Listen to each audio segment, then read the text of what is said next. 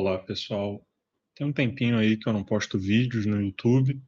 Eu estou retornando em uma ocasião não tão boa. Hoje completam 7 dias do enterro do meu pai. E esse vídeo que eu vou gravar aqui hoje, que eu estou postando para vocês, ele é uma homenagem aos mortos. Eu vou interpretar aqui um discurso escrito por Kierkegaard em 1845, que faz parte dos 3 discursos em ocasiões imaginadas. Então, são discursos que o Kierkegaard fez para serem lidos em voz alta em algumas ocasiões específicas. E esse discurso que eu vou ler se chama justamente Junto a uma Tumba. Ele vai falar um pouco aí sobre o que a gente pode aprender nessa ocasião, que é a ocasião de velar os mortos. Então, eu vou proceder à leitura aqui e à interpretação do texto. Então, ele vai dizer: tudo terminou, e agora, quando aquele que foi o primeiro a vir à tumba, porque era também o mais próximo, é o último que traz o breve instante do discurso ao lado da tumba, ai, porque é o mais próximo, tudo terminou. Aquele que desejasse permanecer ali não perceberia o que faz o morto, pois o morto é um homem silencioso. Aquele que em sua inquietude quisera chamá-lo por seu nome, aquele que dolorosamente quisera permanecer escutando, não perceberia nada, pois na tumba só há silêncio, e o morto é um homem calado. E aquele que, pleno de recordações, vem a cada dia até a tumba, não será lembrado pelo morto, pois na tumba não há recordação alguma, nem mesmo a de Deus. Claro que isso era sabido pelo homem de quem se deve dizer que já não recorda nada, a quem agora não pode ouvir, pois é tarde demais. Mas assim como o sabia, assim também edificou em conformidade com ele, e por isso recordou a Deus quando ainda vivia. Sua vida passou, inadvertidamente, e não houveram muitos que soubessem de sua existência. Apenas alguns entre os poucos o conheceram. Era cidadão dessa vila, trabalhador em seu modesto ofício. Não ofendeu a ninguém faltando aos deveres da sociedade. Não ofendeu a ninguém inquietando-se inoportunamente por alguma coisa. Assim, passaram-se os anos, com uniformidade, mas não sem profundidade. Fez-se homem, envelheceu, seus dias chegaram a ser muitos. O ofício foi e seguiu sendo o mesmo, uma só e a mesma tarefa nas distintas idades. Deixa para trás uma esposa, outrora alegre de unir-se a ele, agora uma velha mulher que chora o ausente. Uma viúva justa que, abandonada, tem sua esperança em Deus. Deixa para trás um filho que aprendeu a amá-lo e obter satisfação na condição e no ofício do pai. Contente quando criança na casa do pai, como jovem nunca lhe pareceu tão estreita essa casa, que é agora para ele uma casa de luto. A morte de um homem desconhecido como esse não costuma ser muito comentada, e quando alguém, pouco tempo depois, passa pela casa em que ele vivia com humildade e lê seu nome na porta, porque sua ocupação pública continua carregando seu nome, é como se não houvesse morrido. É como se ele continuasse a dormir e aprazivelmente, e assim sua morte é uma silenciosa ausência no mundo circundante. Bom cidadão, honesto em seus negócios, austero em seu lar, cuidadoso segundo sua capacidade, compassivo em sua decência, fiel à sua esposa, um pai para o seu filho. É aqui que tudo isto, e toda a verdade com que se pode dizer isto, não cultiva a expectativa de um desenlace importante. Esta é a empreitada de uma vida cujo belo desenlace foi uma morte tranquila. Sem embargo, teve também outro ofício, que foi desempenhado com a mesma lealdade na simplicidade do coração: recordar a Deus. Foi um homem, um ancião. Seus dias chegaram a ser muitos, e então morreu.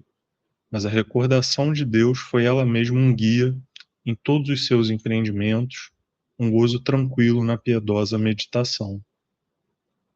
E caso não houvesse ninguém em absoluto para sentir saudades em sua morte, se não estivesse agora junto a Deus, Deus sentiria a falta dele em vida, saberia seu domicílio e o buscaria ali, pois o defunto andaria em sua presença e seria melhor conhecido por ele que por qualquer outro. Recordou a Deus e foi apto para o seu trabalho. Recordou a Deus e esteve contente de seu trabalho, contente com a vida. Recordou a Deus e foi feliz em sua modesta morada junto aos seus. A ninguém perturbou com indiferença frente a um culto público. A ninguém perturbou com zelo intempestivo. Mas tão somente a morada de Deus foi para ele um segundo lar. Agora ele foi para sua morada. Mas na tumba não há recordação. Por isso é que este fica, permanece junto daqueles que lhe foram queridos em vida. Eles o recordarão. E agora, quando aquele que foi o primeiro a vir à tumba, porque é o mais próximo, é apenas o último, aquele que traz no breve instante do discurso a sua presença junto à tumba, porque é o mais próximo, quando se retira dali, pleno de recordações, se dirige à casa da penosa viúva, e o nome na porta é uma recordação. Assim, durante um tempo, virá de vez em quando um cliente, que por causalidade ou simpatia, perguntará pelo homem, e ali ouvirá de sua morte. E o cliente dirá: Nossa, ele morreu. E quando todos os antigos clientes tiverem feito isso, ao menos uma vez, a vida no entorno não terá meio algum para preservar sua recordação. Mas a velha viúva não necessitará de nenhum lembrete para recordar-se. E o laborioso filho lhe parecerá que demorou para recordar-se. E assim, quando ninguém mais perguntar por ele, então o nome na porta, quando a casa não seja visivelmente uma casa em luto, quando também a casa em luto tenha se acostumado à cotidiana ausência, junto ao consolo se haverá instruído a recordação. Então, o nome na porta lhes indicará aos dois que também eles têm um ofício mais: recordar o defunto. Agora o discurso acabou. Resta somente uma tarefa adiante: com as 3 pás de terra, consagrar ao defunto, como todo aquele que veio à terra, de volta à terra, então tudo haverá terminado. O discurso carente de autoridade não se pode fazer efetivo desse modo, pois nenhum morto aguarda seu fim para que tudo possa terminar. Mas é por isso que você, ouvinte meu, pode prestar atenção ao discurso, pois a morte mesma tem certamente sua seriedade. O sério não está no acontecimento, não está no exterior, que uma vez mais um homem tenha morrido. Como tampouco a diferença da seriedade está em que tenha havido muitas carroças, como sequer é essa calma entonação que só quer falar bem dos mortos a própria seriedade, o que há de modo algum poderia satisfazer ao que medita sobre a morte em seriedade. A morte pode precisamente ensinar que a seriedade está no interior, no pensamento. Ensinar que é tão somente uma ilusão que alguém diga, de maneira frívola ou melancólica, à vista exterior, o que o observador, por aprofundar o pensamento sobre a morte, esqueça de pensar e meditar acerca de sua própria morte. Se alguém quiser apontar devidamente um objeto de seriedade, deverá apontar a morte e o sério pensamento da morte. E, sem embargo, é como se o fundo da morte fosse uma piada, e essa piada, diversificada nas diferenças de entonação e expressão, fosse o essencial em toda observação acerca da morte, mediante a qual o observador mesmo não se permite estar a sós com a morte, e pensar acerca de si mesmo junto à morte. Um pagão disse uma vez que não há o que temer na morte, pois quando ela se presentifica, já não estou aqui, e quando não estou, ela não está. Essa é a piada que leva o astuto observador a perder-se a si mesmo. Mas ainda que a observação recorresse às imagens do horror para retratar a morte, ainda que isso causasse espanto a uma imaginação enferma, é apenas uma piada, se pensarmos meramente a morte e não pensarmos em nós mesmos de fronte à morte. Se a pensarmos como a condição da espécie e não como nossa própria condição. A piada é que esse inflexível poder não pode, por assim dizer, alcançar sua presa.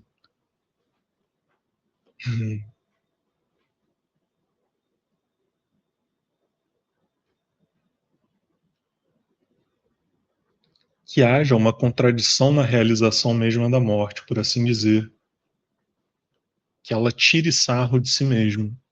Pois bem, a dor, se quereis compará-la com a morte, se quereis chamá-la de arqueira como a morte também o é, a dor não erra o seu alvo, porque atinge o vivo e quando o alcança, somente então começa a dor.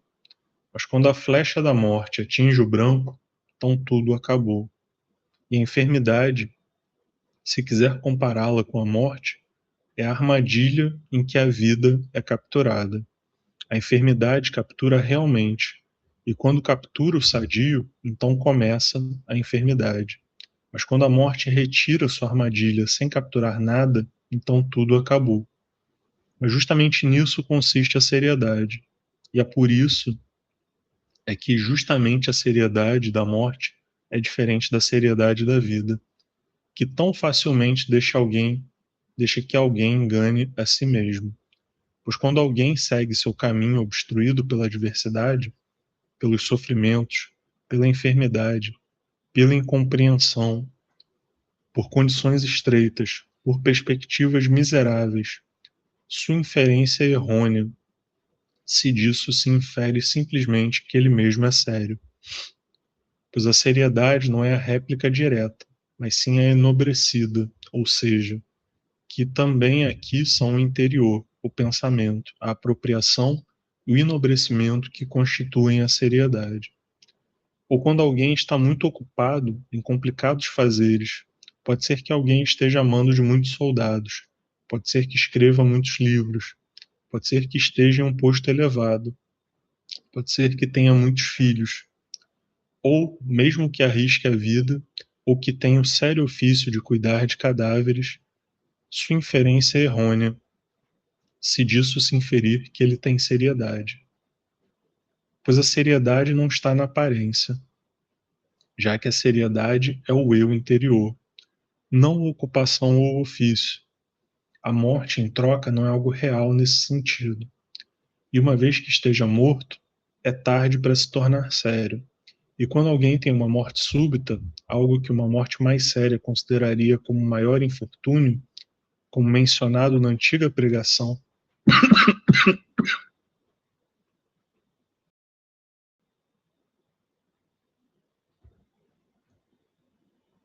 e que em uma época mais recente se considerara como a maior fortuna, então não há nada o que fazer. A seriedade da vida é séria, e não há seriedade alguma sem o enobrecimento do exterior pela consciência. E nisso reside a possibilidade da ilusão. Na seriedade da morte, não há engano, pois o que é sério não é a morte, mas sim o pensamento acerca da morte. Por isso, ouvinte meu, se queres reter esse pensamento, e se sua meditação só te inquieta ao pensar em si mesmo, então também no teu caso o discurso carente de autoridade há de ser um assunto sério. Pensar a si mesmo diante da morte é seriedade. Ser testemunha da morte de outra pessoa é um estado de ânimo. É um leve ar de tristeza, quando aquele que passa é um pai que pela última vez leva seu filho, pois o leva à tumba, ou quando a humilde carroça fúnebre passa e não se sabe nada acerca do morto, salvo que se trata de um ser humano. É triste quando a juventude e a saúde chegam a ser presa da morte, quando muitos anos depois a imagem de alguém belo na lápide abandonada sobre a tumba restam apenas ervas daninhas. É a seriedade, o clima predominante quando a morte intervém nos atos da vaidade e pega o tolo quando este se veste de seus mais vãos adornos, e pega o insensato em seu momento de maior vaidade. É um suspiro perante o escárnio da vida, quando o morto tinha feito uma promessa segura e sem culpa alguma resulta um impostor.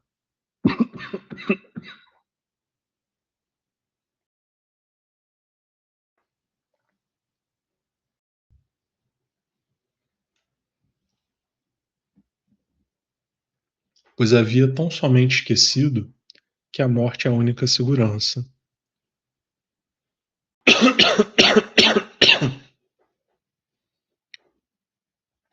É saudade do eterno quando a morte levou, voltou a levar e leva agora o último dos excelentes homens que tu conheceste.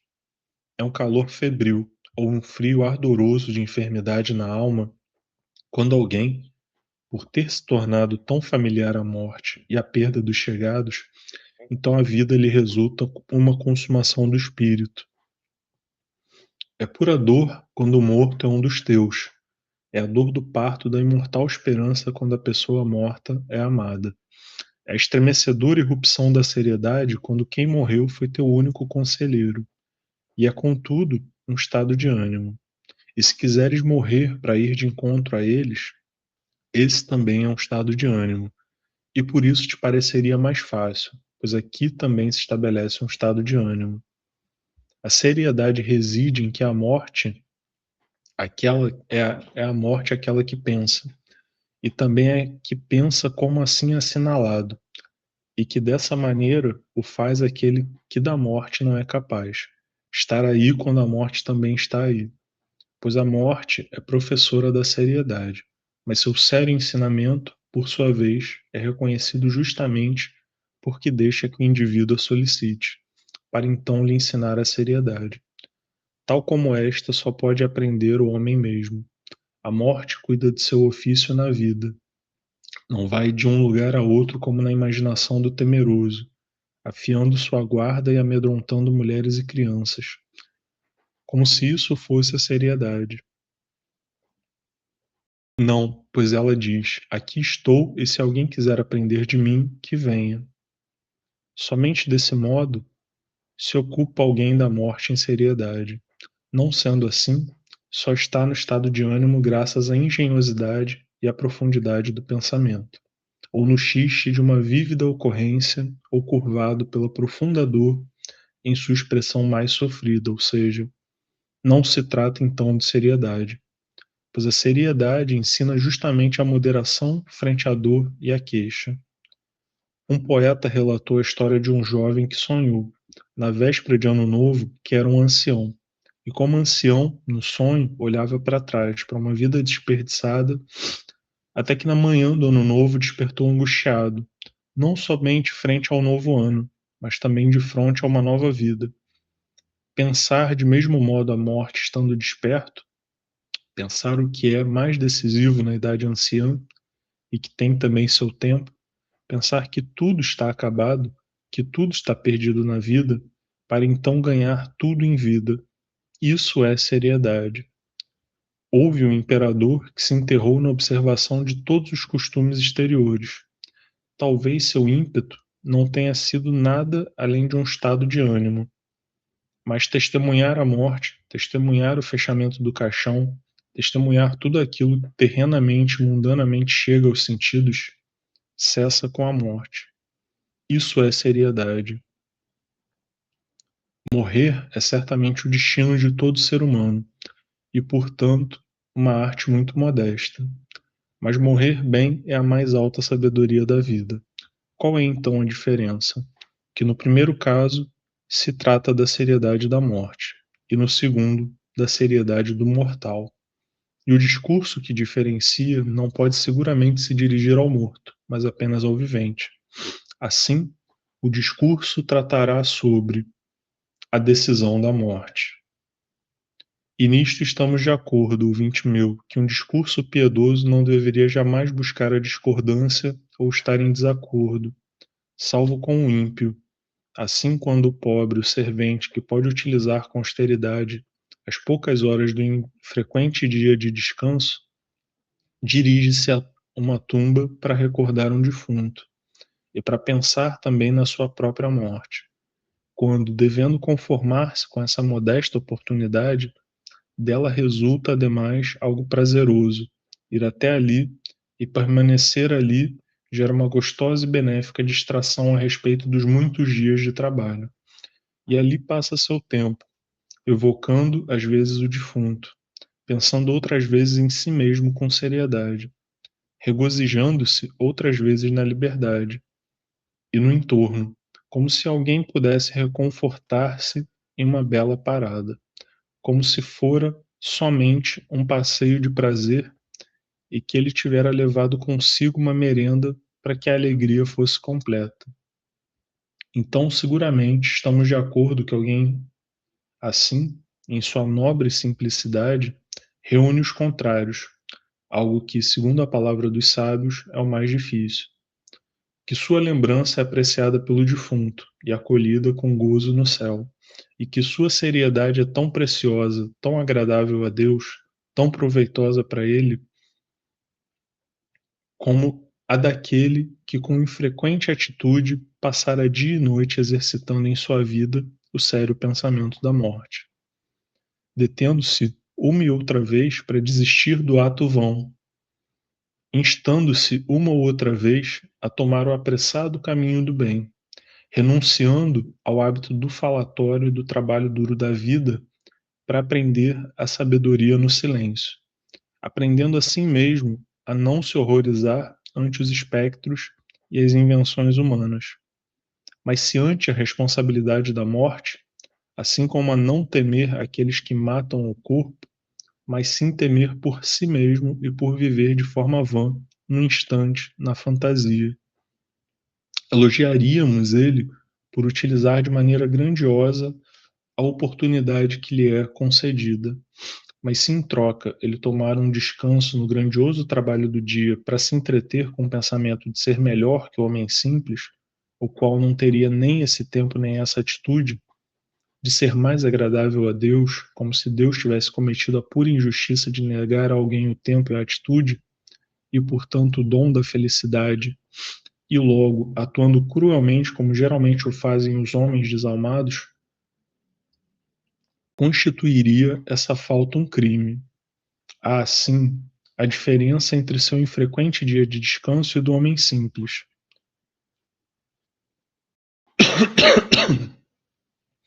Quando aquele o desperdiça todo e o simples o ganha por completo. Não toda comparação é apenas uma piada, e uma comparação vaidosa é uma piada lamentável. Por mais que o homem bem-aventurado tivesse tempo suficiente, a seriedade e a morte lhe ensinaram que não tem tempo a perder, e ainda menos tempo para ser desperdiçado.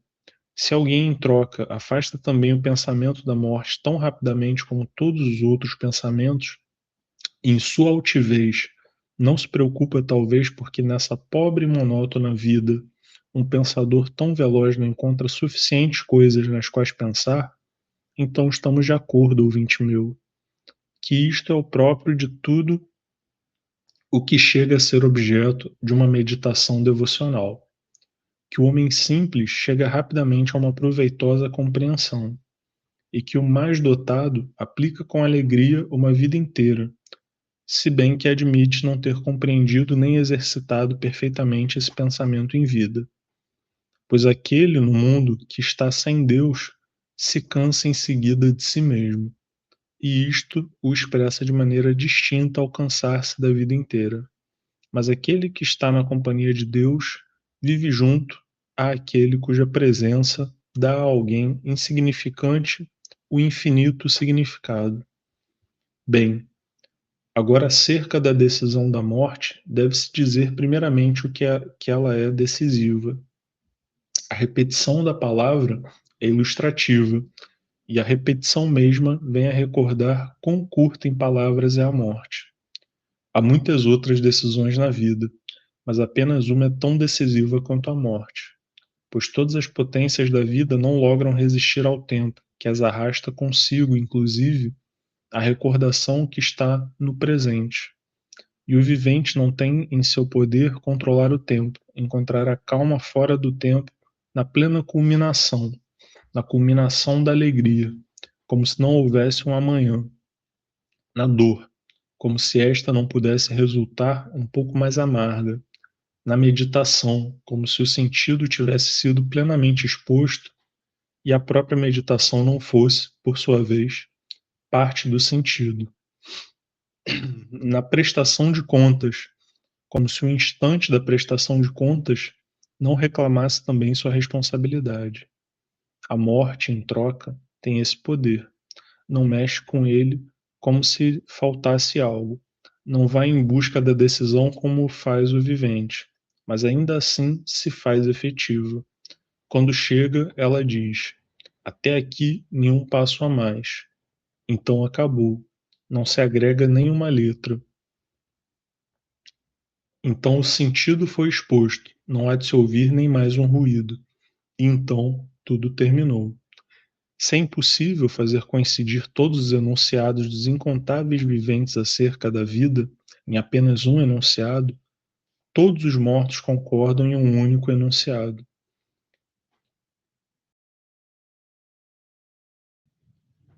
E tão somente um, de todos os incontáveis viventes acerca dos ganhos de suas vidas, todos os mortos concordam. Somente um enunciado. Agora tudo está terminado. Já se vê o que pode a morte. Não é tampouco um jovenzinho inexperiente que não aprendeu a utilizar a foice se alguém o toma desprevenido. Tenha a ideia que quiser, fictícia ou verdadeira, acerca da sua vida, acerca da importância para os demais, acerca da importância que tem para si. A morte não tem nenhuma ideia e não leva em conta suas ideias. Mas se há alguém que está cansado da repetição, esse alguém deve ser seguramente a morte, que já viu de tudo, e uma ou outra vez ao mesmo. Até a morte, que não é vista há séculos, ela já ouviu muitas vezes. Em contrapartida, nenhum moribundo viu a morte mudar de cor, nem a suspeita de alteração do olhar em seu rosto tranquilo. E a morte não chegou a ser tampouco um ancião que, debilitado pela idade, ande de maneira imprecisa, que não saiba com exatidão que horas são, ou que se tenha tornado compassivo pela debilidade. Mas se alguém pode vangloriar de não ter mudado, esse alguém é seguramente a morte. Ela não empalidece e nem envelhece. Claro que o discurso não irá elogiar a morte, nem dará asas à imaginação. Que a morte pode acabar com tudo, isso é seguro. Mas a recomendação que a seriedade traz ao vivente é que esse pense que tudo termina, que chega o tempo em que tudo termina. Já se vê que isso é difícil, pois, até o instante da morte, ao moribundo lhe parece que tem, todavia, algum tempo para viver. E ele teme inclusive dizer que tudo há terminado. E o que há com o vivente, ainda que esteja vivo e saudável, na juventude, na limpidez, no poder, confiante, portanto, muito confiante, se não quer encarar o pensamento da morte que vem a explicá-lo, que essa confiança é uma fraude. Há um conforto na vida, um falso bajulador, há um reasseguramento na vida, um hipócrita impostor, e ele se chama adiamento.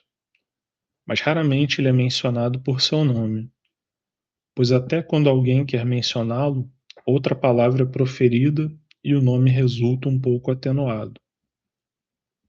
E o nome atenuado, o eufemismo, é também um adiamento.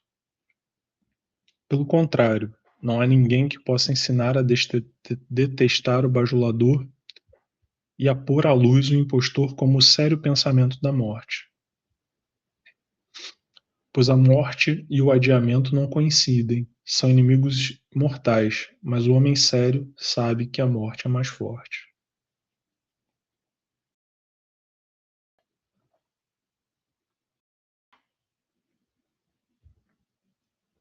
Assim, pois, tudo terminou, ainda que fora uma criança que aspira a uma vida inteira.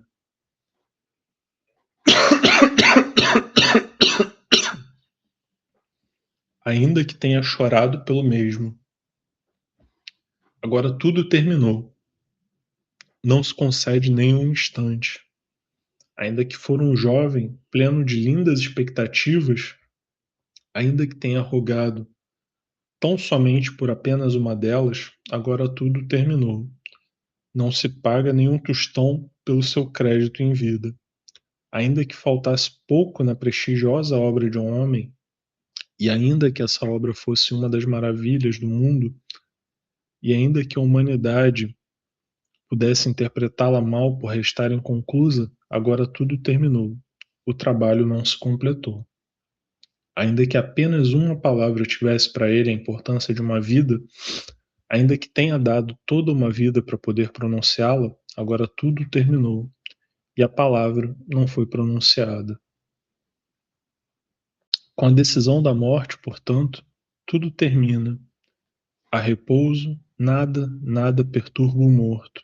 Ainda que essa pequena palavra, ainda que esse instante esquecido cause intranquilidade no combate da morte, agora o morto não se perturba. Ainda que a omissão dessa pequena palavra perturbe a vida de muitos viventes, ainda que essa enigmática obra ocupe uma ou outra vez o estudioso, o morto não se perturba. Assim, a decisão da morte é como uma noite. É a noite que chega, e então já não se trabalha. E por isso já foi dito também que a morte é uma noite, e com isso se afastou a ideia de que seja um sonho. E há de ser tranquilizador para o vivente quando este insone busca em vão o repouso no leito noturno, quando, fugindo de si mesmo, busca em vão um esconderijo em que a consciência não o descubra, quando atormentado, cansado em corpo e alma pelo árduo sofrimento, até que seja derrubado, e então, em um novo esforço, busque em vão a posição de repouso, busque em vão o frescor em meio a essa febre. Há de ser tranquilizador pensar, contudo,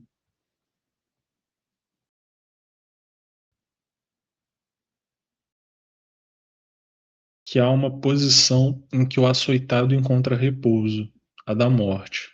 Um leito no qual repousa silencioso, o da morte. Um adormecer que não falha, o da morte. Um lugar fresco, a tumba.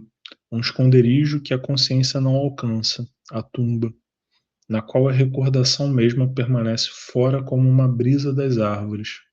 Uma manta que esse homem inquieto não deixa cair e dentro da qual ele dorme placidamente. O manto da grama. Há de ser tranquilizador quando na juventude chegou o cansaço e a tristeza quer recostar a criança. Pensar que alguém se aquece e comodamente no colo da terra. Há de ser tranquilizador meditar nesse consolo e pensá-lo de maneira tal que ela, a eterna, acaba sendo a miséria que, como uma enfermeira, não lhe permite dormir quando todos os demais estão dormindo. Mas esse, ouvinte meu, é um estado de ânimo, e pensar a morte dessa maneira não é seriedade. Ansiar pela morte dessa maneira é uma melancólica evasão da vida, e é rebeldia não querer temê-la. É uma fraude da tristeza não querer compreender que há outra coisa a temer além da vida, e que por isso deve haver uma consoladora sabedoria, distinta do sonho da morte. Para dizer a verdade, é uma debilidade temer a morte. Então, és alguém fingindo coragem, aquele que imagina não temer a morte quando ele mesmo teme a vida. É a indolência de uma mulher que não querer deitar-se, esse afeminado querer dormir no colo, esse afeminado querer dormir para evitar o sofrimento. Está bem, a morte é um sonho. E assim, quando alguém repousa na morte, dizemos que dorme, dizemos que uma noite tranquila o brinda com sua sombra e que nada perturba sua paz. Mas não há nenhuma diferença entre a vida e a morte, e o vivente que medita sobre sua própria morte o considera de outro modo. Suponhamos que fosses tu o vivente que o vê assim. Já se vê que aquele que dorme na morte não cora como a criança que dorme, não se reúne novas forças, como aquele homem que cobra vigor. O sonho não o visita amigavelmente como visita o ancião que dorme. Quando na vida se vê um caso que parece de morte, que fazer? Costuma-se gritar aquele que desvaneceu, porque essa situação é de assustar, ou seja, assusta que a situação da morte seja de um vivente.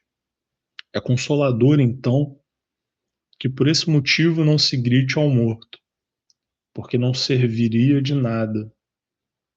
Mas tu não está morto.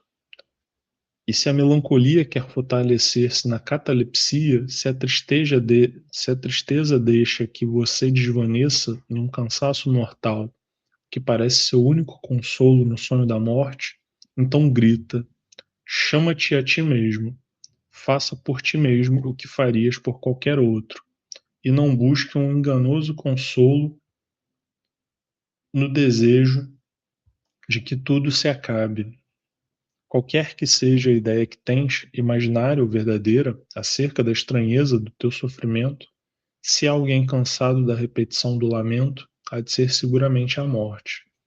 Inclusive, o esquecido cujo sofrimento não se ouve há séculos. A morte já ouviu muitas vezes até mesmo esse lamento. Mas ninguém sugere que isso faça a morte chegar mais rápido. E se teu grito pudesse comovê-la, pensas realmente que é assim? Ou não é mais a contradição, o feito do que aquela que não chega porque a chamas, que fortalece a autoestima do desafio, que é a contradição a que ajuda o temeroso a jogar o jogo da coragem com aquela, a terrível. Se teu grito, então, e teu anseio a comoveram, acaso não estarias tu a enganar-se a si mesmo? Por mais que esqueçamos por um instante a responsabilidade que segue presente, que foi que te trouxe alívio? Foi acaso a obra que terminou de todo, e não a ideia a seu respeito, como o que segue sendo ao estar em poder da melancolia, da tristeza e, portanto, do vivente? Uma distração, um joguete? Já se vê que aquele que dorme na morte não se move, e por mais que a mortalha não se ajuste a ele, ainda assim não se move, volta ao pó. E o pensamento, que de todo há terminado, que na imaginária antecipação da ideia traria ao melancólico o conforto de uma impotência desafiadora e o alívio bajulador da tristeza, que não está junto a ele, não encontra, portanto, nenhum gozo em que tudo esteja terminado. Por que ansiava tanto por isso? Que contradição! Diga, pois que é muito consolador apodrecer na terra. Mas se sabes outra coisa acerca da morte, então sabes também temer outra coisa além da vida. A seriedade compreende o mesmo acerca da morte, mas o compreende de outro modo. Compreende que tudo termina, compreende que tudo termina. Mesmo se ocupa em saber se isso, afinado pelo estado de ânimo, pode se expressar dizendo que a morte é uma noite, um sonho. A seriedade não perde muito tempo adivinhando enigmas, não permanece absorta na meditação, não parafraseia as expressões, não se preocupa com a ingenuidade da linguagem figurada, não discursa, mas age. Se é certo que a morte existe, como é o caso, se é certo que tudo termina com sua decisão, se é certo que a morte nunca consente em dar uma explicação, pois bem, então se trata de compreender a si mesmo. E a compreensão da seriedade é que, se a morte é a noite, então a vida é o dia. E se não se pode trabalhar de noite, então se pode trabalhar de dia. E o breve, porém impulsionador chamamento da seriedade, como o breve chamamento da morte, é hoje mesmo. Pois na seriedade a morte dá uma força vital que nenhuma outra coisa dá. Ela nos faz vigilantes com nenhuma outra coisa. Ao homem dos sentidos, a morte o induz a dizer: comamos e bebamos, que amanhã morreremos.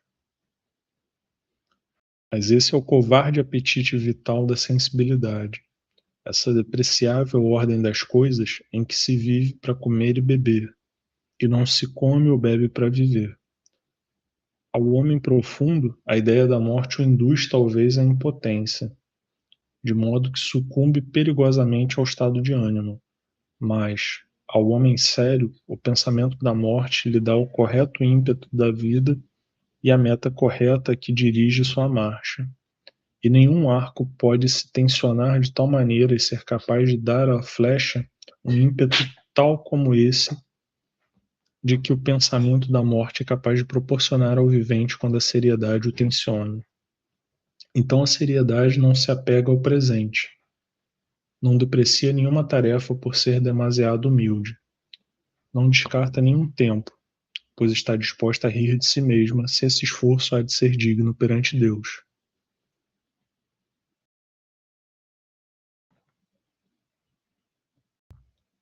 E disposta a compreender, na impotência, que um ser humano não é nada em absoluto.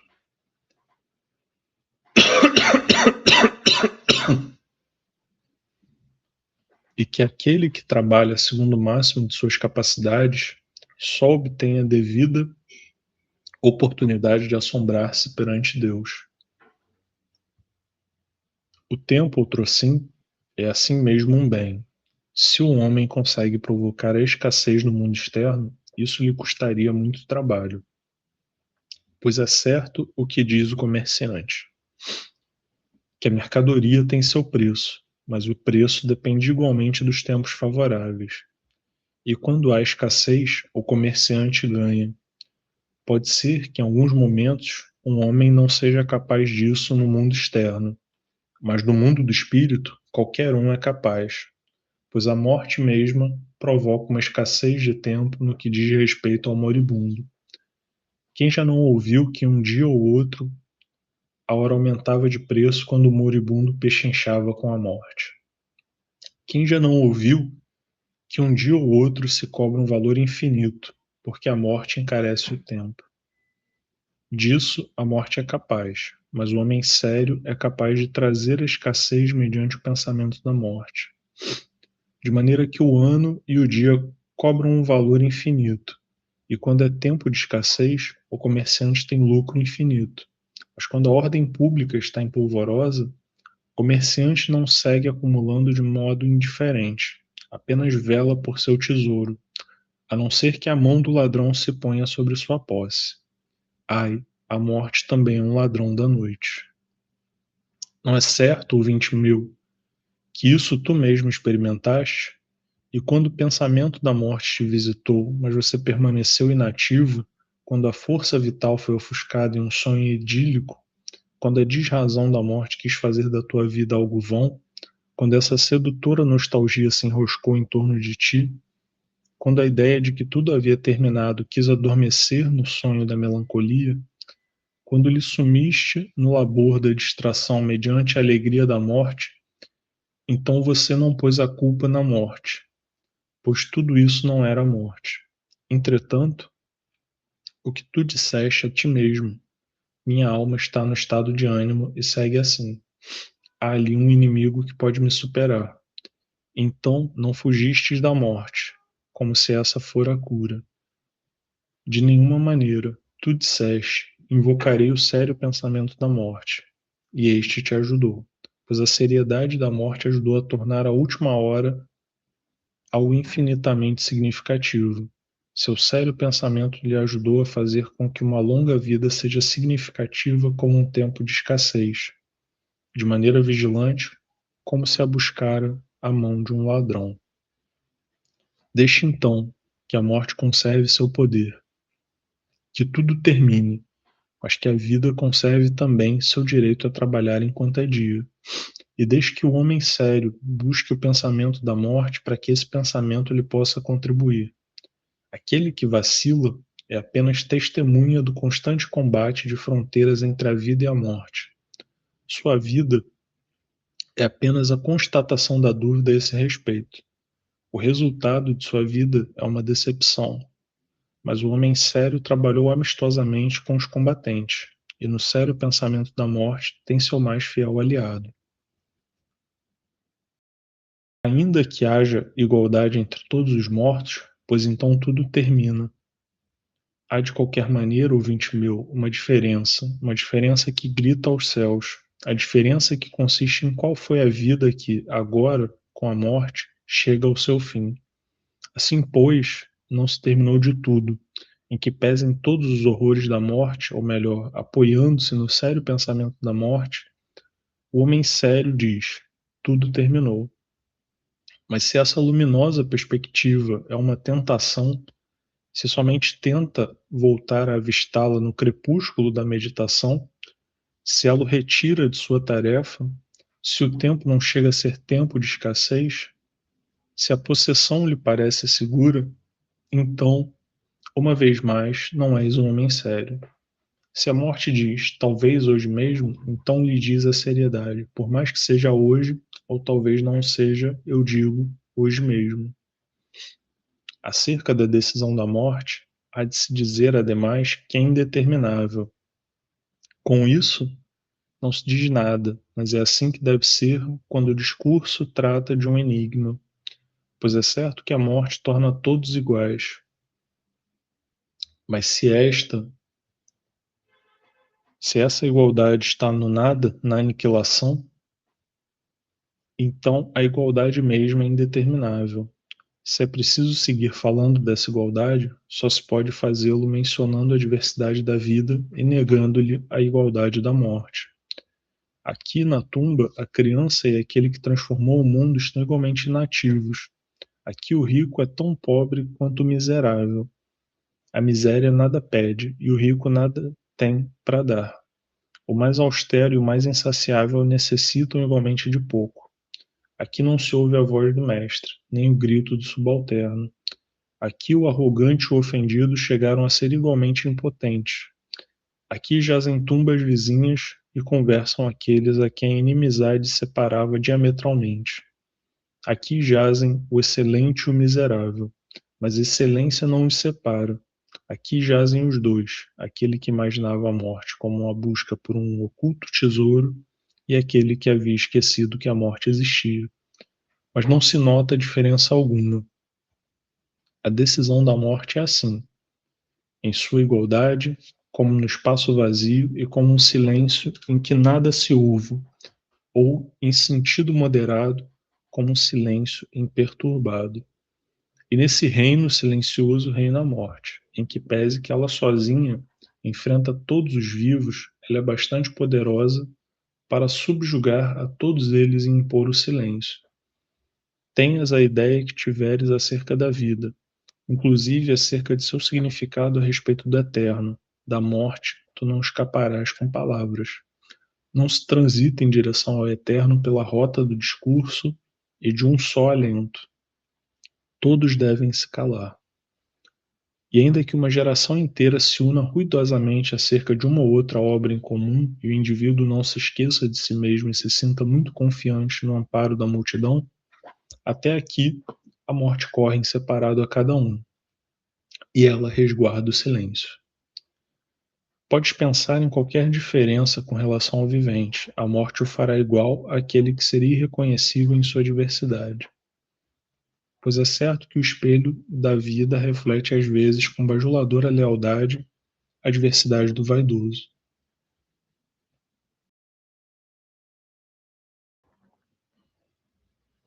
Mas o espelho da morte não é bajulador. Sua lealdade mostra que são todos iguais. Todos se parecem quando a morte, com seu espelho, prova que o morto silencia. Assim, a decisão da morte é indeterminável em virtude da igualdade, pois a igualdade consiste na aniquilação. E para o vivente deve ser tranquilizador pensar nisso. Quando o espírito, cansado da adversidade, que continua e continua e nunca se acaba, dobra-se sobre si mesmo e acumula ira no desafio da impotência, pois não é capaz de interromper a força vital da adversidade. Então deve ser tranquilizador pensar que a morte tem esse poder. Então essa ideia deve atiçar o entusiasmo da aniquilação até formar uma brasa em que haja uma vida mais elevada.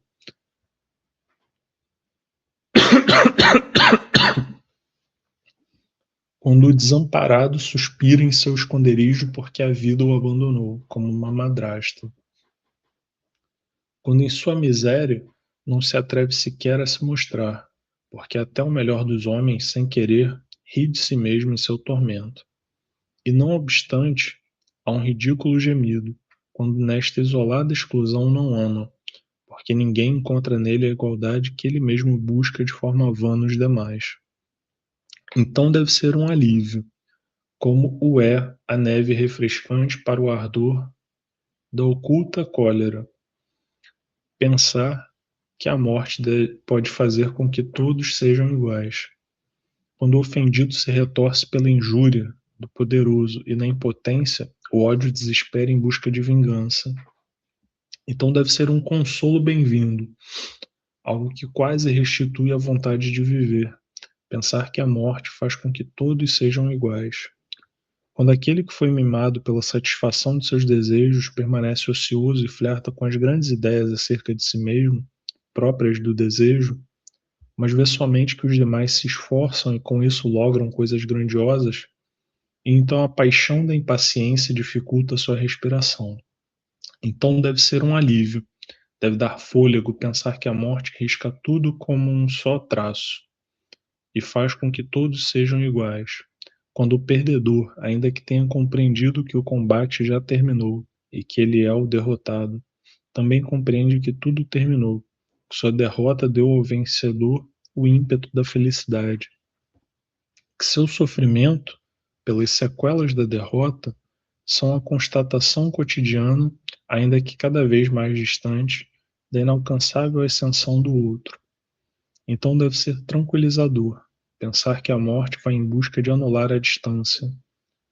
Quando a enfermidade chega a ser um hóspede comum e o tempo se passa, o tempo da alegria, quando inclusive os mais chegados se cansam do sofredor e lançam alguma palavra impaciente que resulta lacerante. Quando o sofredor mesmo sente que sua mera presença é um estorvo para os que estão contentes, de modo que deve abandonar a dança. Então deve ser aliviador pensar que a morte o convida também a dançar e que nessa dança todos são iguais. Mas isso, ouvinte meu, é um estado de ânimo. E é na realidade covardia que, mediante uma mentira revestida de forma poética, quer causar uma melhor impressão em que pese que é essencialmente igual ao miserável. Pois ainda que o homem simples não seja talvez capaz de entender essa classe de estado de ânimo, é essa decisão mesmo um valor decisivo? Por acaso não é somente decisiva no sentido do que se faz mais reprovável? Querer desaparecer no vazio e com ele buscar esse desaparecimento na última distração é um covarde prazer da melancolia. Querer que a própria alma saia prejudicada, ferida pela adversidade, é uma inveja que se rebela contra Deus. Odiar por impotência é se denunciar a si mesmo, é revelar que carece simplesmente de poder. Pois não faz senão abusar espantosamente da impotência. É um ataque depreciável para a injustificada queixa a respeito da vida, o feito de não fazer outra coisa que desdenhar, e então se queixar porque não chegou a ser o que desejava, e não ser jamais capaz de algo que não seja desejar. E por último, ser o bastante miserável a ponto de desejar que tudo se acabe. É uma perseverança própria do derrotado a de querer compreender apenas o elevado combate entre eu e tu. E a queda de ambos é uma enfermidade ainda mais terrível não querer entender qual é o médico de que o enfermo necessita. Em verdade, é uma covarde e complacente agitação não se atrever a renunciar, nem sequer em pensamento, em favor da diversidade e deixar que a própria vida se perca nela mesma, tanto como é uma falsa coragem querer confrontar a ideia de igualdade da morte quando o mesmo ser humano suspira ou respira agitadamente frente à diversidade da vida. E alguém chegou realmente a pensar: não seria a contradição de estar vivo o fator de atração a essa temerosa ousadia? Que seria se consolar desse modo na igualdade da morte? Por acaso sua ideia da morte permanece verdadeira na morte, ou seja, quando o labor do pensamento já não distrai sua paixão? Pois o mundo se esqueceu da diversidade, E ainda que aquele que propôs recordá-la ao longo de toda uma vida para ter a alegria de ver que outro é despojado dela na morte, esse pensamento não a acompanha na morte. Ainda que por um instante esqueçamos a responsabilidade que se impõe, essa é a mentira e a impostura do temerário desafio que quer conspirar com a morte contra a vida. Ele esquece que a morte é mais forte, esquece que ela carece de favoritismos, que não estabelece alianças com ninguém para lhe dar na morte a liberdade de jogo e a folga para o fazer da aniquilação. Somente quando a fantasiosa ideia do vivente vaga pelo silencioso reino da morte, figurando-se ser ela mesma a morte e desaparece para si mesma na morte, somente quando a ideia do vivente brinca com a morte, citando o invejoso a comparecer em sua presença, despojando-lhe de toda a sua grandeza e regozijando-se em sua impotência, somente quando a ideia se dirige às tumas e claramente, insolenemente pela pá cravada na terra, violando a paz dos mortos, com o desafiante prazer de que os inanimados restos de alguém sejam vistos exatamente como os de outro, somente então há alívio. Mas nada disso é seriedade. Por mais tenebrosa que seja a sua essência, por mais sombria que seja a sua diversão, nada disso é seriedade. Pois a seriedade não olha de soslaio, mas faz as pazes com a vida e sabe temer a morte. A seriedade compreende, pois, o mesmo acerca da morte, mas o compreende de outro modo. Compreende que a morte faz com que todos sejam iguais. Isso é algo que ela já compreendeu, porque a seriedade ensinou a buscar a igualdade perante Deus, na qual todos podem ser iguais. E ele que é sério descobre nessa aspiração uma diversidade, a saber, a sua própria a respeito da meta que lhe é imposta.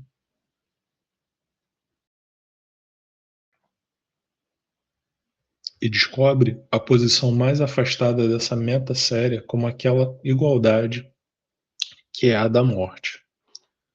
Contudo, cada vez que a diversidade terrena quer tentar e demorar, o sério pensamento da morte se impõe e volta a dar impulso, assim como nenhum espírito maligno se atreve a nomear o nome sagrado. Assim também todo espírito bom sente horror ante o vazio, ante a igualdade da aniquilação. E esse horror, que é produtivo na vida da natureza, é acelerador na vida do espírito. Porém, com que frequência a igualdade do aniquilamento, quando o homem chega à morte, ensina-lhe a desejar o retorno da mais grave diversidade, a considerar desejável sua condição, agora que a condição da morte é a única. E assim, o sério pensamento da morte ensina ao vivente a penetrar a mais grave diversidade com a igualdade perante Deus. E nenhuma comparação tem tanto poder de aceleração, nem dá com tanta segurança ao apressado a direção verdadeira como quando o vivente se compara a si mesmo à igualdade da morte.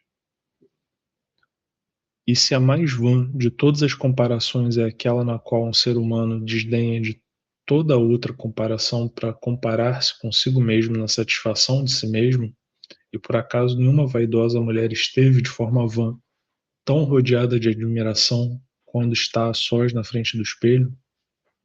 Ah, nenhuma comparação é tão séria como a daquele que solitário compara-se com a igualdade da morte, até que esteja na tumba fechada, quando se fecha a porta do jardim, quando cai a noite, ele jaz solitário, afastado de toda condolência, irreconhecível nessa efígie que só pode despertar horror, solitário ali onde a quantidade de mortos não traz nenhuma companhia. E aqui é que a morte consegue derrocar tronos e realezas, mas o sério pensamento da morte faz o que é igualmente grande, ajuda o homem sério a submeter-se à mais privilegiada diferença pela humilde igualdade perante Deus. Ajuda-lhe a elevar-se por cima da mais grave adversidade na humildade da igualdade perante Deus.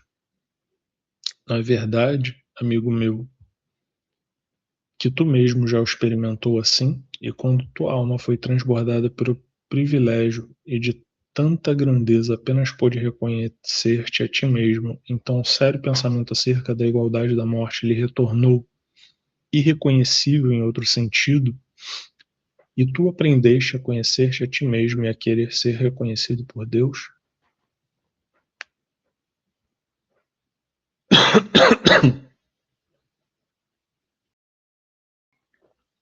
Ou se a tua alma suspirava na severa opressão do sofrimento, do infortúnio, da injúria, da melancolia, ai, e te pareceria que a séria opressão da vida, quando também o tentador vinha à tua casa, tu sabes, o tentador que qualquer pessoa leva em seu próprio interior, que enganosamente trai a saudação de outros, e que uma vez que tenhas imaginado a felicidade dos demais, até que isso te desanime, isso quer te oferecer uma reparação. Então não te entregaste ao estado de ânimo. Tu disseste: isso é rebelião contra Deus, é inimizade contra mim mesmo. E então disseste: invocarei o sério pensamento da morte. E ele te ajudou a superar a adversidade, a encontrar a igualdade perante Deus, a querer expressar a igualdade.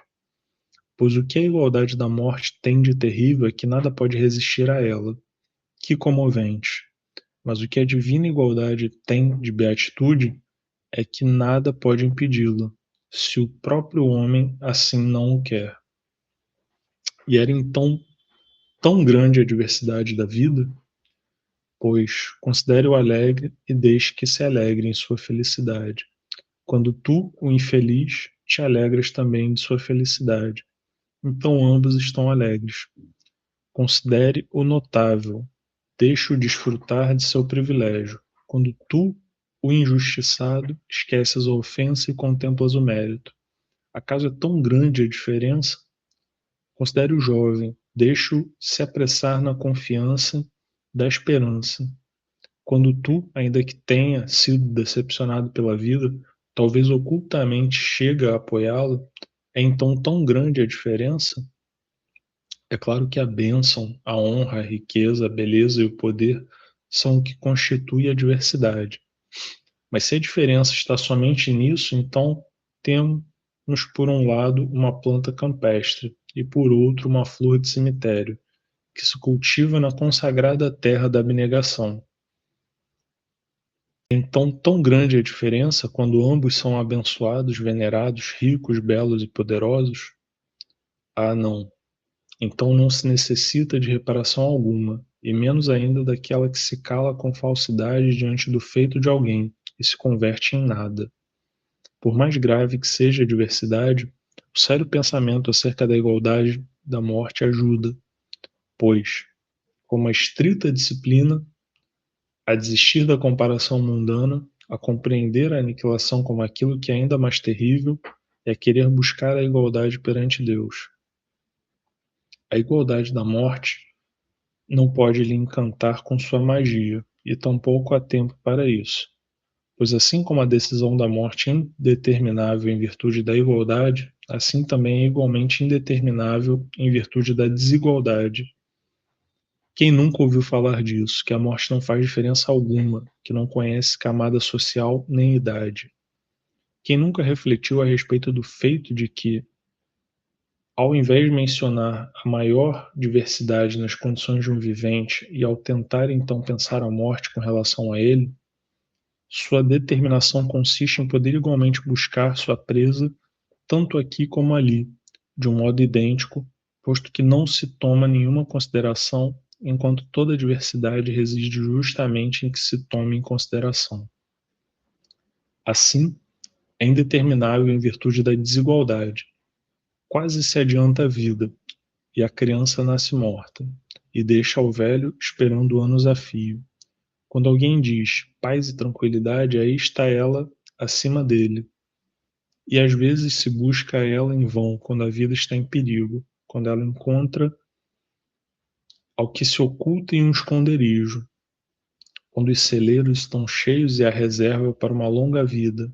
Então vem a morte e reclama a alma do rico. Quando há escassez, ela permanece ausente quando na inanição alguém se preocupa com o que irá comer no dia seguinte. Então vem a morte e acaba com suas preocupações econômicas, quando o lascivo se inquieta em sua saciedade pelo que terá para comer no dia seguinte. Então vem a morte a julgar e torna a inquietação desnecessária. Assim, a morte é indeterminável. É a única segurança e o único acontecimento que não se oferece segurança alguma.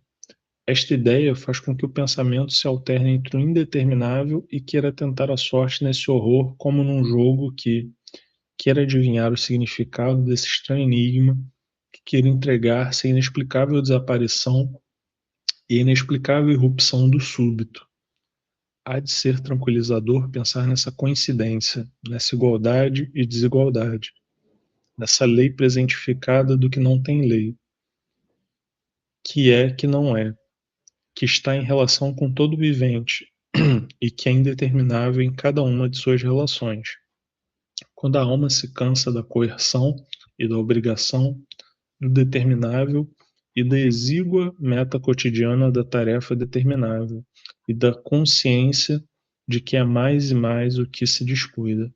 Quando, esgotada da força de vontade, é como se o extenuado chegasse a perder a compostura. Quando a curiosidade, cansada da vida, busca uma tarefa mais variada para a curiosidade. Então há de ser recreativo pensar que a morte é indeterminável e tranquilizador familiarizar-se assim com esse pensamento. Às vezes alguém se surpreende por um falecimento, às vezes por outro, às vezes alguém fica aturdido de tanto falar com expressões genéricas acerca do que escapa à determinação geral. Às vezes se está em um estado de ânimo, às vezes em outro. Às vezes se está triste, outras vezes impassível. Às vezes se brinca, vinculando a morte ao instante mais abençoado como a maior das bênçãos, outras vezes como a maior desgraça, desejando às vezes uma morte súbita e outras vezes uma lenta.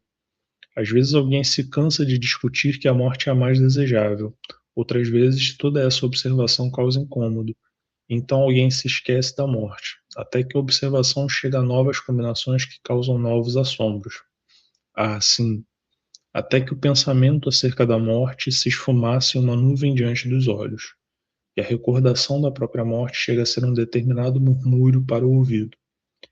Isso é o que a familiaridade tem de tranquilizador na sossegada observação de que, depois de tudo, as coisas estão assim, no alentador e impessoal esquecimento de que não se esquece de si mesmo por qualquer motivo, ou dizendo melhor, que se esquece de si mesmo na irreflexão, com a qual a própria morte chega a ser um raro incidente a mais nessa multiplicidade de incidentes imprevisíveis, e o esgotamento, um emparelhamento que atenua a transição da própria morte.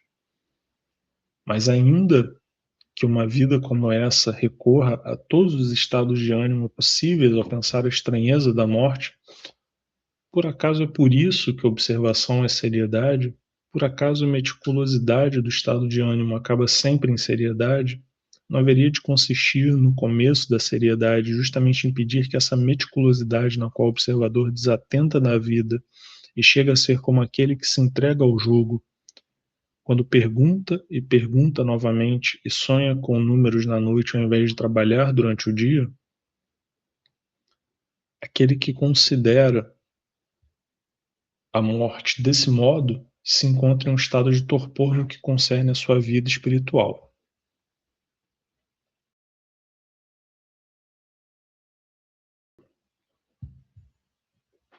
que debilita sua consciência de modo que esta não pode suportar a séria impressão do inexplicável, de modo que não pode se submeter com seriedade a essa impressão, mas tampouco dominá-la, a enigmática.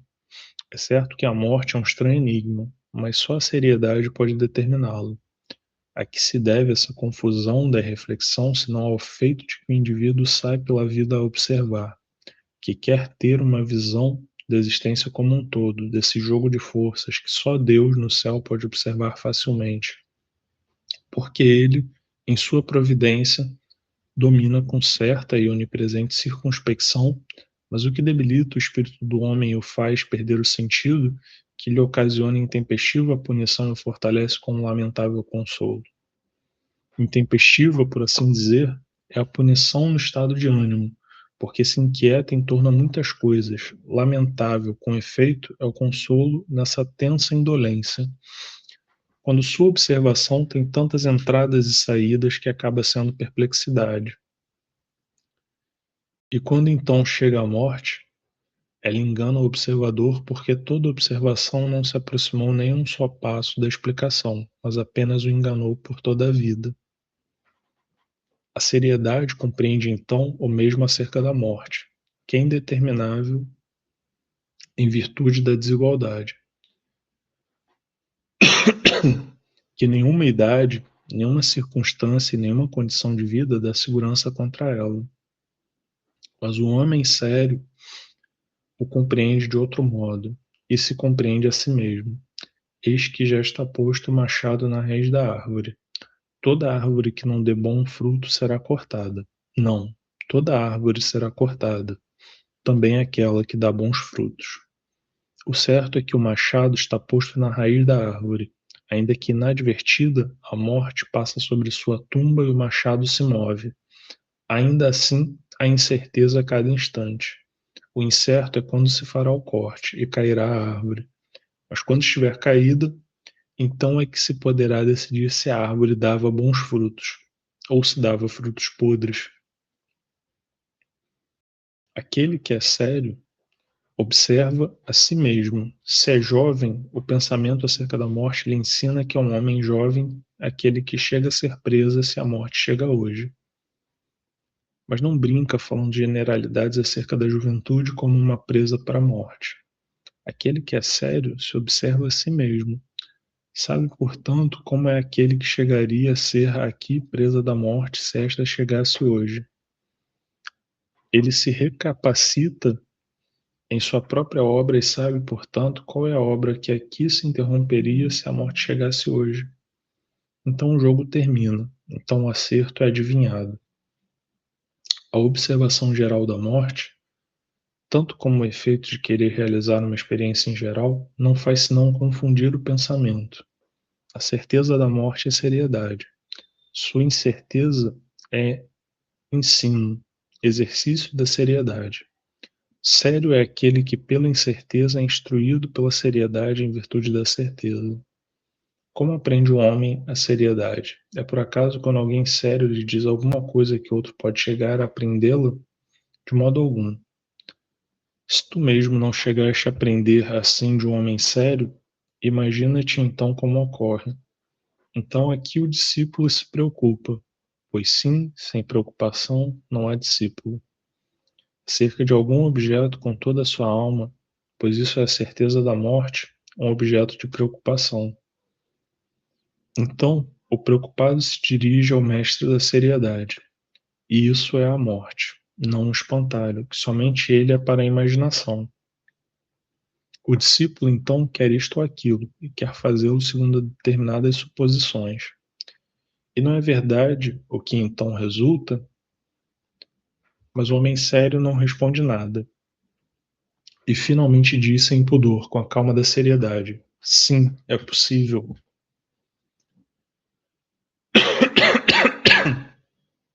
O discípulo se põe já um pouco impaciente, traça um novo plano, altera as suposições e conclui seu discurso com ainda mais insistência.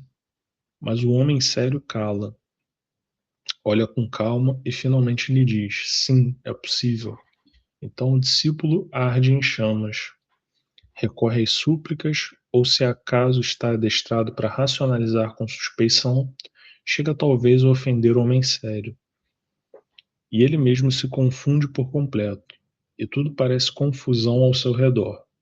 Mas quando, com essas armas e nesse estado de ânimo, o homem sério é assaltado, pois então o homem sério apenas olha e diz: sim, é possível. Assim ocorre com a morte. A certeza consiste em que ela é imutável. A incerteza é a breve frase: sim, é possível.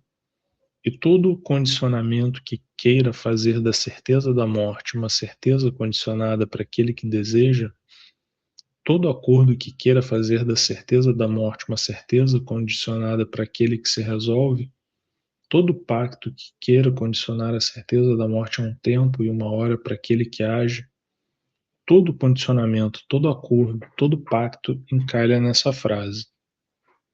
E todo ardor, toda suspeita e todo desafio resultam impotentes diante dessa frase. Até que o discípulo se dirige a si mesmo. Mas justamente nisso é que se funda a seriedade. E justamente nisso a certeza e a incerteza queriam ajudar ao discípulo.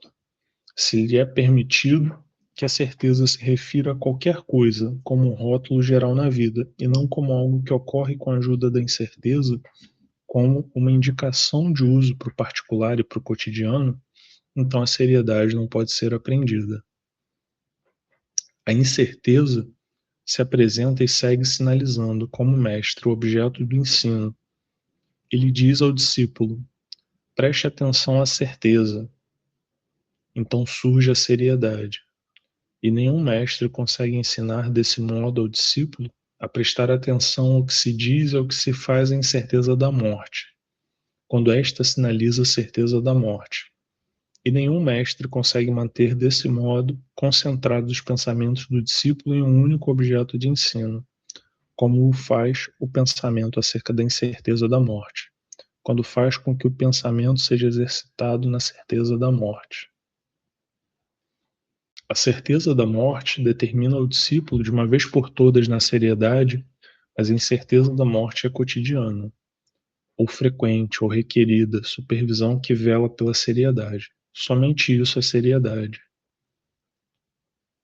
E nenhuma inspeção é tão cuidadosa, nem a do pai com respeito ao filho, nem a do mestre com respeito ao aprendiz, nem a do carcereiro em relação ao encarcerado, e nenhuma supervisão é enobrecedora como a incerteza da morte quando ela põe à prova a utilização do tempo e o carecer da obra. A que se resolve ou que atua, a do jovem ou a do velho, a do homem ou da mulher.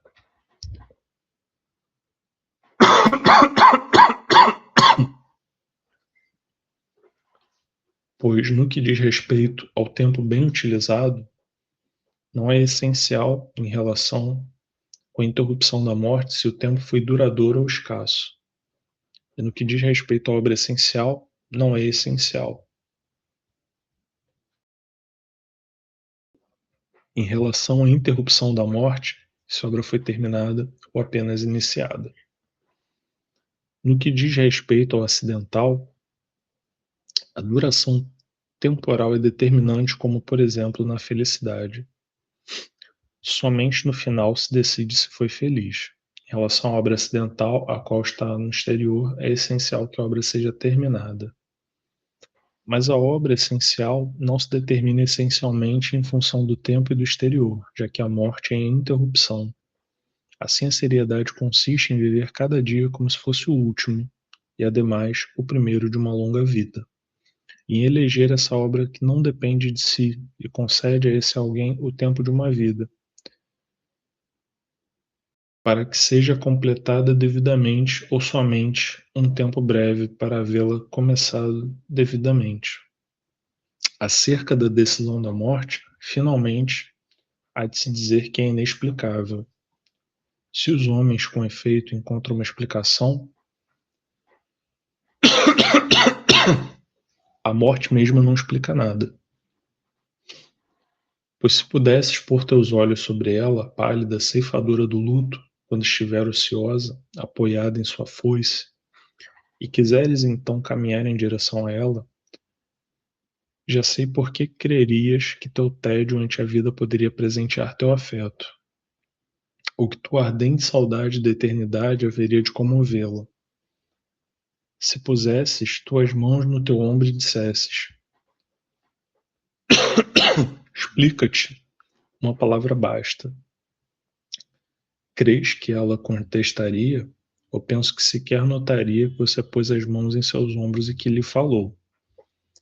Ou, se a morte chegar, ai, tão oportunamente aí, como um maior benfeitor, como um salvador, se vem a salvar um homem de assumir essa culpa que não é objeto de arrependimento na vida.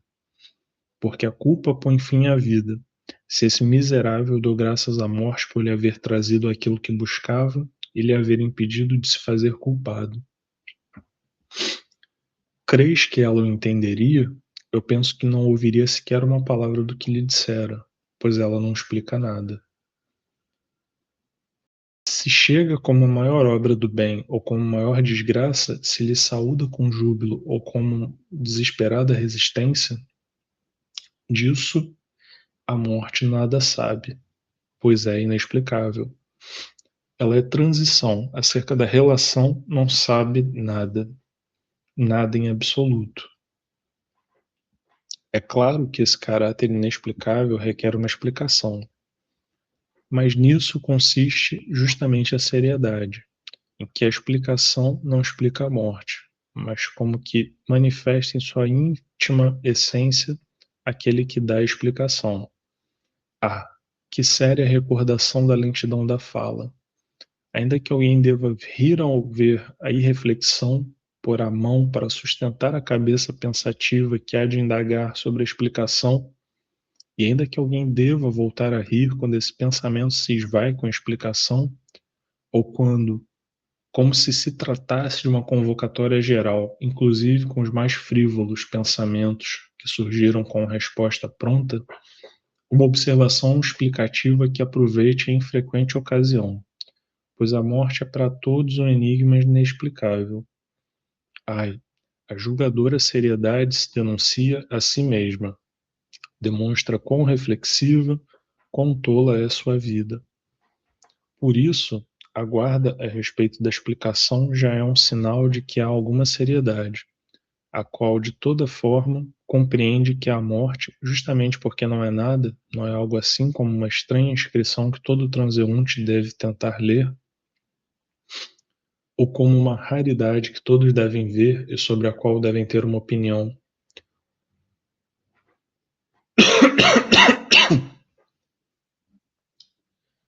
O decisivo da explicação, aquilo que impede que o nada da morte reduza a explicação ao nada, é que cobra um poder retroativo, e por isso a realidade na vida do vivente, de modo que a morte chega a ser para ele um mestre, em lugar de ajudá-lo traiçoeiramente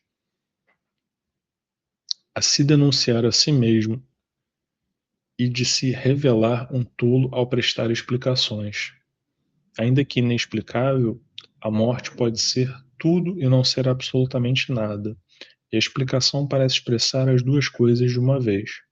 Uma tal explicação denuncia uma vida que, conforme o presente, se defende da influência da morte mediante um estado de ânimo que mantém esse equilíbrio na indecisão. A morte não tem o poder de perturbar uma vida tal. Tem, em contrapartida, influência, mas não força retroativa para transformar tal vida. A explicação não alterna entre estados de ânimo diferentes, mas apenas a morte elevada a cada instante fora da vida, no equilíbrio da indecisão, e a põe em distanciamento. E a mais elevada coragem do paganismo consistia em que o sábio, cuja seriedade estava indicada justamente pelo feito de que não se apressava a dar explicações, logrou viver assim com o pensamento da morte, superar esse pensamento em cada instante de sua vida mediante a indecisão. Então a vida terrena não é vivida plenamente. O sábio sabe que a morte existe. Não vive de forma irrefletida, esquecendo que ela existe. Sai ao encontro desse pensamento, o torna impotente na indeterminação. E essa é sua vitória sobre a morte, mas a morte não vem a penetrar a vida de maneira transformadora. Por mais que inexplicável, a morte poderia parecer a mais alta felicidade. Uma tal explicação é delação de uma vida na puerilidade. A explicação é como o fruto desta, ou seja, superstição. Aquele que dá essa explicação não tem ideia do agradável e do desagradável acerca do jovem e da criança. E a vida segue adiante. Ele se vê enganado.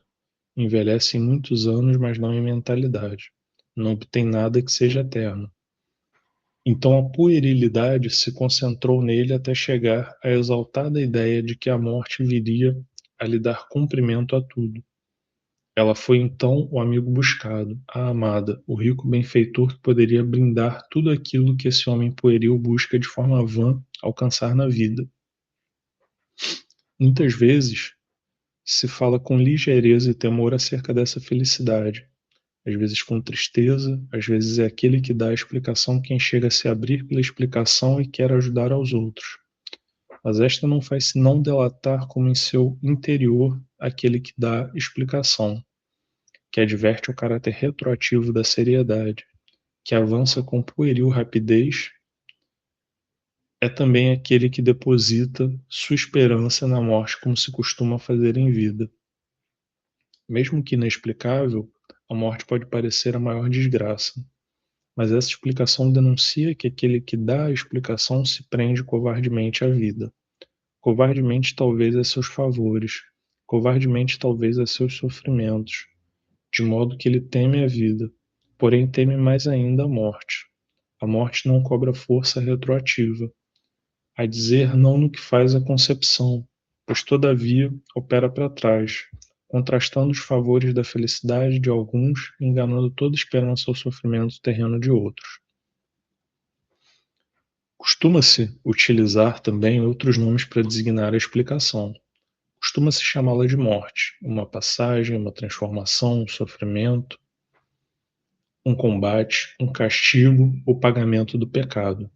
Cada uma dessas explicações contém uma concepção inteira sobre a vida. Ah, que séria recomendação para aquele que dá explicações. É mais fácil mencionar tudo de memória. É fácil explicar a morte quando isso não implica superação alguma. Não querer compreender que o assunto, que é a explicação, cobra força retroativa na vida. Por que quereria alguém transformar a morte em uma piada a respeito de si mesmo? Pois a morte não requer explicação. Ela não solicita nunca o auxílio de um pensador. Mas o vivente requer uma explicação. E para quê? Para viver de acordo com ela. Assim, se alguém opina que a morte é uma transformação, pode ser que isso seja completamente correto, mas suponhamos então que a incerteza da morte, que vai de lá para cá como um mestre e controla a cada instante o discípulo, a cada instante em que o discípulo está atento, suponhamos que descubra que a opinião dele dá uma explicação mais ou menos como essa. Tenho ante mim uma longa vida, 30 anos, talvez 40, e então a morte chega alguma vez como uma transformação. O que pensaria o mestre sobre esse discípulo que nem sequer havia entendido a determinação da incerteza da morte? Ou se alguém opina que é uma transformação que terá lugar em algum momento, então a incerteza da morte olha e descobre que a maneira de um jogador espera esse acontecimento como algo que ocorrerá alguma vez? Que pensaria o mestre desse discípulo que nem sequer se deu conta de que tudo termina com a decisão da morte, que a transformação não pode ocorrer junto aos demais acontecimentos como um novo acontecimento, porque com a morte tudo se acabou. É claro que alguém pode ter uma opinião acerca de acontecimentos distantes, acerca de um objeto da natureza, acerca da própria natureza, acerca de escritos científicos, acerca de outro ser humano, e assim também acerca de muitas outras coisas. E quando alguém manifesta essa opinião, o sábio pode decidir se é correta ou incorreta. Nada em troca importa ao que expõe a opinião observando o outro lado da verdade. Se uma pessoa realmente tem essa opinião, se não é algo que ela declama. E, entretanto, esse outro lado é igualmente importante, pois não somente é insensato aquele que diz coisas sem sentido, senão que o é com igual inteireza aquele que expressa uma opinião correta quando esta não tem para ele nenhum significado em absoluto. Um homem mostra ao outro sua confiança, o reconhecimento que consiste em supor que se trata de sua opinião quando a expressa. Ai, e sem dúvida é tão difícil, dificílimo ter uma opinião e tê-la de verdade. Mas bem, posto que a morte é o objeto da seriedade, a seriedade é por sua vez isso, que no que diz respeito à morte, ninguém deve se apressar para ter uma opinião. A incerteza da morte se toma sempre com toda a seriedade da liberdade de controlar se aquele que expõe a opinião realmente tem essa opinião, a dizer se sua vida a expressa. Em relação a outras coisas, alguém pode manifestar uma opinião, e quando se exige que esse alguém edifique em virtude dessa opinião, ou seja, que mostre que a tem, são inumeráveis as desculpas possíveis, mas a incerteza da morte é o estrito examinador do aprendiz. E quando este declama a explicação, a incerteza lhe diz: agora devo investigar se é a tua opinião, pois agora, neste instante, tudo termina. Termina para ti, não cabe pensar em desculpas, não há letra a ser adicionada. Assim, já se vê se realmente opinava sobre o que disseste de mim. Ai, toda explicação vazia e todo palavrório e todo adorno e toda concatenação de explicações prévias com o fim de encontrar a mais engenhosa ainda, e toda admiração a respeito e toda fadiga associada a ela. Tudo isso é apenas distração e desatenção do espírito na distância do pensamento, que pensará sobre ele a incerteza da morte.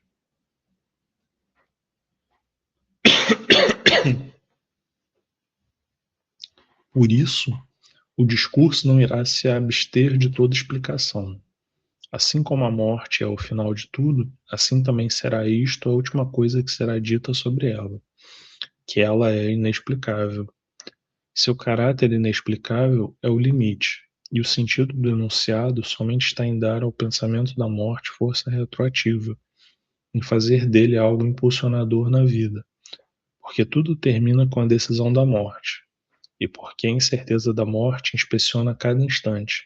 Seu caráter inexplicável não é, portanto, uma exortação a adivinhar o enigma, mas um convite à engenhosidade, se não a séria admoestação da morte para o vivente.